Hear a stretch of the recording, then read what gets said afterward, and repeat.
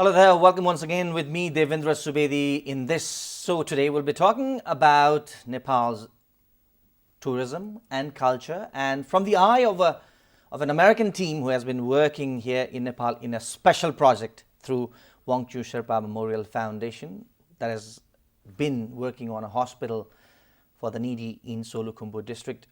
We have a pleasure of having with us in our studio today Michael McLaughlin, one of the authors of Musa Masala. A very interesting book, Michael. How come the concept of Musa Masala? What exactly is this Musa Masala? Right. Musa Masala is the idea of this small girl. The book is about a small orphan girl who travels from her home of Namche Bazaar. She goes up to Everest Base Camp, and on her adventure, she finds kind of meaning in her life. She goes through the different stages of the Sherpa, from being a porter to working in the kitchen to an assistant guide, and then eventually further up the road she will become a mountain guide. It follows part of the lifelong journey of Wongchhu Sherpa, who was the inspiration to us to start this entire project. And with the way that Wongchhu led his life, it was very inspiring for us to try and do something to give back to him. Well, not a very interesting, let's say, narrative, not a very new narrative as well, not a very compelling narrative, I would say, from the literary point of view. But still, there's a mission in this book, right? Yes. Most of this book was written above 17,000 feet, so that might be why it's a little strange a little bit sometimes. But the basic idea was to take the journey of this young girl, and as she's going to these different places, tell a little story about the places that she's at. So we have sections on Tenboche Monastery and on Namche. We have sections on Everest DR, which was where our group was headed to when we originally met in 2016. So this book now, as I can show my viewers the book, this is called Musa Masala. You might find this interesting. The lead character of this book is Musa. That's where Musa comes from. What about Masala?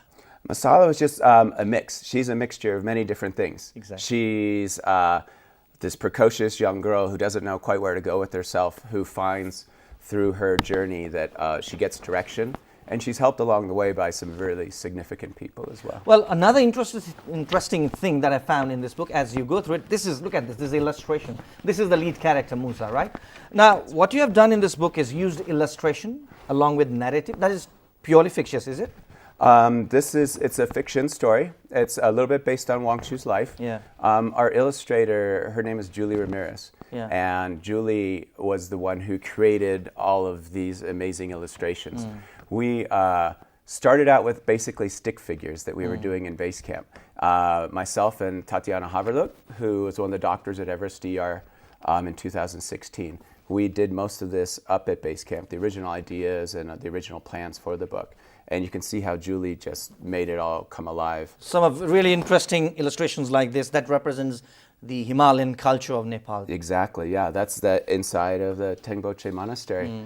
And when we just were up there last week, and we literally we couldn't go inside the monastery to take those pictures, but from the outside, we took pictures from the book and put it up next to the actual site, and you could see how they line up, and it was really beautiful. It was to see it come to life. We've spent about a year and a half on this project. So. Well, if you want to go through this book, you can finish it in 15 minutes, I tell you. But as I said, the mission inside the book is more important than the book itself. The mission is to establish a hospital for the needy people in Solukhumbu district, inspired by the life and then the works of Wongchhu Sherpa, who was the then president of Everest Summiteers Association and a leading, let's say, entrepreneur in tourism sector. Well, what inspired you to join in his mission? Because that was the mission he started himself. Exactly, yeah. Wongchhu started the hospital project in around 2008 to bring healthcare to the village of Changba and the surrounding area down there. What really inspired us was we were on a Wilderness Medical Society trip to go up to Everest Base Camp, where we would leave the doctors who were working at Everest DR. Everest DR was founded in 2003 by Dr. Luann Freer, and now is run by the Himalayan Rescue Association. With Dr. Freer, our guide from Peak Promotions, Wongchu's company, was Wongchhu Sherpa, his nephew. And they spent so much time telling us stories about Wongchhu, his life, his ability to give back to his village, his instead of just kind of keeping it all in a pile for himself, spreading it around, bringing hydroelectric power to his village, bringing a school to his village. Just a fascinating man who didn't let things get in his way and was able to be very successful, very humble, and create a following of people who just truly loved him. So this is purely a case of a Nepali, let's say, selfless guy called Wongchhu Sherpa, inspiring a team of medics who had arrived in a mission for the different, let's say, camps he sets up for the people of Solukhumbu. That's where the story begins. That's where it came from. And our vision was, how can we kind of create some sort of thing that's going to give back to this hospital project? So we originally came up with the idea for the book. The actual kernel of the idea was, I was in a tea house in Fereche sleeping, and a mouse started running all over my head all night long. So that's where Musa originally came from. It actually came from a mouse that was creeping around on my head one night. You are an avid climber, as you said earlier to me, and a trekker. You love. Did you find writing easy, or trekking, or climbing? I would say the writing. The beauty of this book is it's mostly illustrated, so there's not a whole lot of writing. And but the writing that is there, we spent a lot of time on it. And then my wife, August, back in the United States, she's an actual writer, and she helped us to form it into a real story. We had a great outline, and we wrote out several different drafts. And then she sort of took it and made it into probably a more readable text for everyone. So, how often do you come to Nepal, or for this mission only you come, or for example, climbing trips or another, let's say, adventurous trips also you come quite often here? I've been coming for the Wilderness Medical Society trips. I came for the Everest Base Camp trek, and then 2 years ago when the hospital was first breaking ground, I came for that. And I traveled down to Changba. And the amazing opportunity that I've had is to be able to see the high mountains of the Himalaya, but then go down to the lower Solukhumbu area and see the villages, and it's very quiet, and you don't have all, the Westerners. It's not these big lines and stuff. So you have a beautiful, relaxed sort of area. So you really see a lot more of the country, and I just feel immensely fortunate that I've run into these people that have allowed me to sort of grow my life. Well, you have been to Solukhumbu quite often now. What's 3 times. your impression of the life there and the people, the hardships that they live in through, and the conditions there? What's your impression of it? I would like to say that if you were able to add just a few things like this hospital with healthcare, where people can safely have their babies, and the babies can be safely checked up under a situation where they don't have to travel all the way to Kathmandu, which is 8-hour bus ride, 8 to 10-hour bus ride. You will do amazing things. You combine that with the education that is now being afforded into Kamding and Changba School and the areas that I'm more familiar with, and you have opportunity. You've turned things around. If you have healthcare and education, you've turned it around. What are the infrastructures? For example, it's pretty connectivity is another issue in these remote areas, isn't it? You have to either trek or take a flight or charter a helicopter. Yeah, not everybody can do that. So one of the things Wongchhu also did was he created, I think, the first road through that area. So there is a travelable road that goes directly to the hospital, and I think rings that lower area of the Solukhumbu there. So it's he created the ability for people to move around a lot easier. So when you come for these, let's say, these missions, and when you came up with the concept of this book, now, how is this book? As I said earlier, if you just sit down to read here, you'll finish it in 15 minutes. If you want reading, there's nothing much to read. It's not a very compelling illustrative, the narrative that will compel to read this book. How is this book going to help in the construction of that hospital? What are your plans about this book? Two things, really. One is bringing publicity to the project. Here I am, So it's going to give people the opportunity to see that something is happening, that something has been created to help this project. The second thing really is just simply the funding from this book. Whatever money we make from the sales of this book. From the sales of this book, go directly to the Wongchhu Sherpa Memorial Hospital Foundation. Well, have you set up this is just the draft, is it the initial one, I think? Yes, we printed these here in Nepal for our trek and for the presentations that we did here in Kathmandu, in Namche, and also in Tengboche. So have you set up the price, and have you started any promotional plans of selling it into the market? Yeah, right now in the United States, we are doing a Kickstarter campaign that is raising money to print the book in the US and in Nepal. The version that we are working on in the United States is a couple steps beyond this because we've gone through several drafts where this was done, okay, we're going to Nepal, let's print something up for everybody so they can see what it's like. So this is the pre-model. The fancy model will be coming out soon. And we also are using... That means there'll be a fancier model than this one. A little bit fancier, yes, indeed. Because there's a fundraiser. This is the first part of the fundraising project. Yeah. So we want to see what it looks like to us, and then what other people will, how people will approach it as well. And as we trekked up through the Everest route, people were very, very excited about it. So all the proceeds will go to the hospital? Yes. The only thing that we will be taking money from is the printing of each book. And then the online sales from Amazon, Barnes & Noble, and everybody, they take their... So you'll be putting this in Amazon as well? Yes. Well, what's your expectations? I think awareness is the biggest expectation. What about the financial one? Yeah, I think totally depends on where we get it to. Totally depends on how many people we get it to. We go to different medical conferences and we go to different organizations and meetings, and so we have many different avenues. We're looking at getting it into mountaineering shops, getting it to people who are interested in this sort of activity. People who have come to Nepal before, they're incredibly generous. You'll find, I will be at my work and I'll talk to somebody who was in Nepal, and they get so excited about this. They literally want to give back. You have such an amazing country here. Well, do you expect to sell this in Nepal as well and get some proceeds here? Yes, at a different price, at a reduced price. What would be the price like, let's say? What would be the price for We were selling this for $15 American. In Nepal? In Nepal. Back in the US, what would the price like? 50. The fancier copy? $50. Yeah. And all the proceeds except for the printing and other, let's say, logistic costs of producing this book, I'd say, they would all go to the hospital. That's correct. That's a tremendous mission that you are ahead. Now, let's be a bit more pragmatic here. What leads people, in fact, to benevolence like this, sort of act like this? As you said, you're inspired by Wongchhu. Yeah.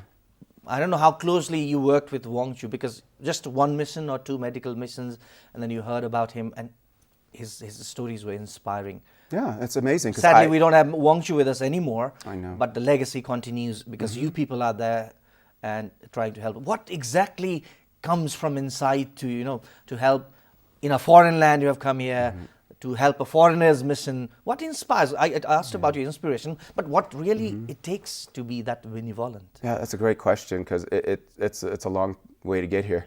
It's not just a quick flight. Yeah. But like with the Wilderness Medical Society, the group that I've traveled with, Dr. Luan Freer, Dr. Paul Auerbach, and Dr. Eric Johnson, they have been in Nepal for decades, helping the healthcare of the country and setting up these special high-altitude mountaineering clinics to help people. And when you hang out with people like that who have been giving back their entire life, that's very inspiring. I come from Los Angeles. You don't get that all the time there. Let me tell you. So to be around that environment, and then to see the people I'm traveling with who all came over here, and everybody's got a really big heart. So you're trying to say the company that you are with, the company to some extent shapes your... Yeah, and then the company who facilitates our treks, Wongchhu Peak Promotion. It's really hard to tell you, you feel like you're with a family. You are not only just taken care of, but you feel like they care about you personally.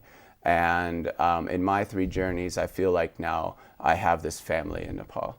I have these people who I think I can make a little difference. And if I think I can make a little difference, I think I should try. That's a great statement you're making. Now, the story had just begun. As I went through this book, Wongchhu just reaches the Everest Base Camp, and a journey starts. Yeah. Do we expect more let's say, volumes on the story. Yes, we're actually working on the second book right now, which will probably take a while. Took a while to do this Would one. you wait till the response of the first book, then go to the second one, or straight away you're moving on to the second one and see how both the books do? Oh, it'll take a while because we want to do as much as we can with this book for sure. Also, we are spread out all over the United States and Nepal, so it takes a while to get everybody in, to pass it around and get it in line to make it happen. So there's a network of people who would be also involved in the promotion and sales of this book. Yes, yeah, but mostly it's our small group. Okay, small group. Well, I wish you all the best for your next mission, that is now to raise the fund for the hospital. Now let me take you back to let's say Solukhumbu. Yeah. Where has the hospital reached now, the construction phase? It was pretty amazing. I camped out there 2 years ago on the ground, and there was nothing but ground. And now they have the retaining wall going all the way around the entire hillside, and the first 3 buildings are almost completed. They should be completed, the exteriors, by, I believe, the end of February. And then the entire hospital should be, as I'm told, open for business starting November 2019. That's pretty almost the construction is almost coming to a conclusion now. Yes. Do you think the people of Solukhumbu, especially the rural folks out there, would be able to afford the medical services there, or it would be free of cost? From my understanding, it's going to be subsidized by the project itself, and with sometimes residents coming over from the United States, but mostly Nepali staff. And it's supposed to be free to very inexpensive healthcare for everybody there. There's a couple of questions that add to that, is like, how can they get there?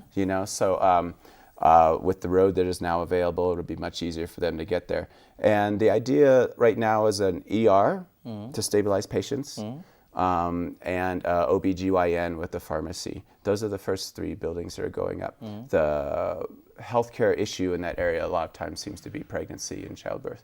So that's one of the things they really want to cover, to make sure that people are having a chance for good, inexpensive, or free healthcare. So basically the focus in the first phase would be maternity services and in ER with a helicopter pad, so you can stabilize somebody, and then if they need to be sent on, then that capability will be there.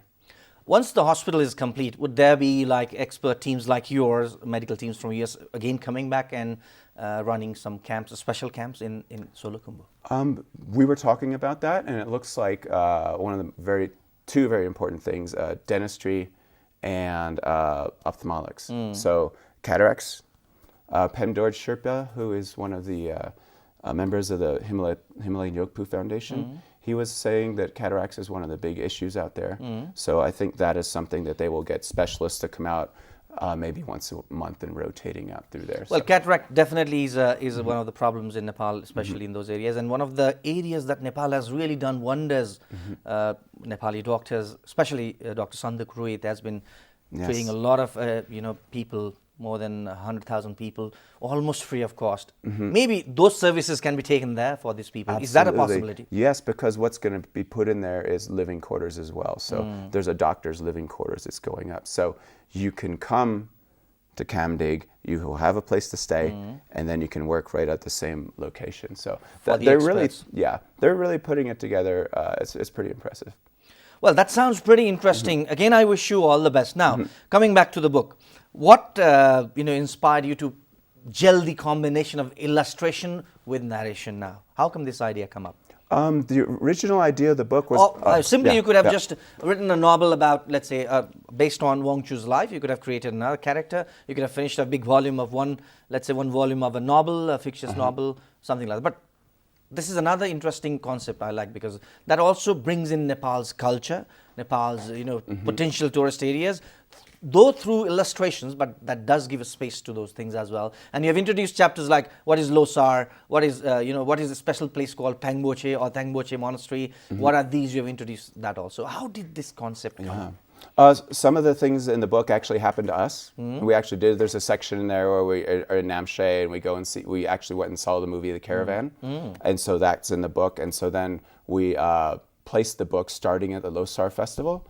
So we wanted to talk about Losar. The idea was to help educate a little bit, give some Nepali cultural, history, a little bit about the food. If you're to travel there, we want to get adults as well as like sort of school-age children who want to be curious about going there, and we can maybe teach you a little bit along the way. We want to be helping culturally, so when you get there, you know a little bit about what you're getting into. So this, in other ways, also can promote Nepal's tourism. Absolutely. Right. Yeah. Okay, so that sounds pretty interesting as well. Now, how many volumes do you plan if it goes well? I have plans for 3 at the moment, and then we'll see from there. We're going to follow her path. So the next book takes place. Actually, a lot of it takes place on Amadablam, with a lot of flashbacks where Musa is a junior climber. Junior climbing guide, and she is responsible for people's safety. And then she looks back at the path that she did from when she got on that helicopter at Everest Base Camp. Why did you switch the gender? Oh, well, almost all the women I work with in Musa, it's all women. So, but I think the idea of switching the gender was we were inspired by Pasang Lama Akita Sherpa, Maya Sherpa, and Dawa Sherpa, who the 3 women who are very big in Nepal climbing. We wanted to help basically bring some of that out, show that women can get out there and they can climb and they can be very, very, very, very a big part of what's happening in Nepal. And then it actually rolled into the person who's now running Wongchhu Peak Promotion, Lakpa Sherpa. Wongchu's daughter. Yes, Wongchu's daughter, who is now running the business. So that shows quite a lot of respect for women in our country as well, which we are also living in a country that is predominantly a patriarchal society. Okay, well, we're talking to Michael McLaughlin, who is one of the authors of a very interesting book called Musa Masala. If you're wondering what Musa Masala is this book. The book is about a young girl who is an orphan. She's mischievous. She has all the antics. She is not, entertained too much by the people for her antics. Sometimes that gets a bit too much. But finally finds her foot in trekking business. As a young girl, she gets into the trade of trekking or tourist guide. And that's where the story starts. The book ends with the story just starting. And this book is being prepared or produced or written, whatever you'd like to say, with illustration to help a very noble cause that is being championed by Wongchhu Sherpa Memorial Foundation that is building a hospital in Solukhumbu district. Well, thank you so much for your time, Michael McLaughlin. I wish you all the best in your mission and look forward to read another volume of this one. Thank you very much. It was wonderful to be here. Thank you so much. Thank you. Well, we're talking to Michael McLaughlin, one of the authors of Musa Masala, which, as I just told you, is a very interesting book. Wish you would also contribute from your quarter by grabbing a copy of this, which will hit the market pretty soon. Thank you so much for being with us. Until next time, from all of us here, goodbye. Namaste.